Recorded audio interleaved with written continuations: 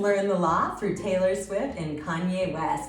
I am attorney and university instructor Stephanie Dorn, and if you think the music and lives of Taylor Swift and Kanye West are fascinating, get ready to explore their legal cases and the concepts we can learn from them. Kanye West, Adidas, and what we can learn about employment law. After the whole thing with Adidas and Kanye West blew up, we learned a lot about what it was like to have Kanye as a boss, and it was an eccentric experience.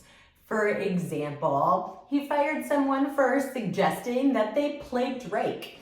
Another example is he would frequently play pornography in meetings and make references to pornography throughout business discussion. Where does this stand on the employment law spectrum? First, let's talk about firing someone for playing Drake. That's ridiculous, obviously. The first question legally is if we are at a state that has at-will employment. I'm in Washington, we have at-will employment, and that means you can generally only be sued for firing someone if it's based on their membership in a protected class. That means you can't fire someone because of their race, ethnicity, religion, gender. Being a Drake fan is not in that group.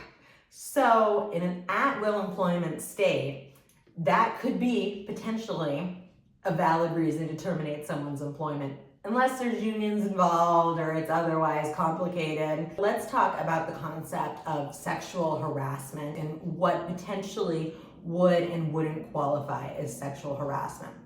So Kanye West allegedly told a woman that he wanted her to design a shoe that he used a bad word for sleep with, and she quit her job. This was in a Rolling Stone article. Is that an example of sexual harassment?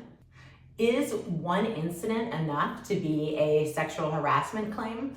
Maybe, if it reached a very extreme level. But what the courts are generally looking for in the sexual harassment context is more of a pattern, particularly around sexual behavior. So for example, the frequent showing of porn combined with the sexual comments could create a hostile workplace that could result in a sexual harassment suit.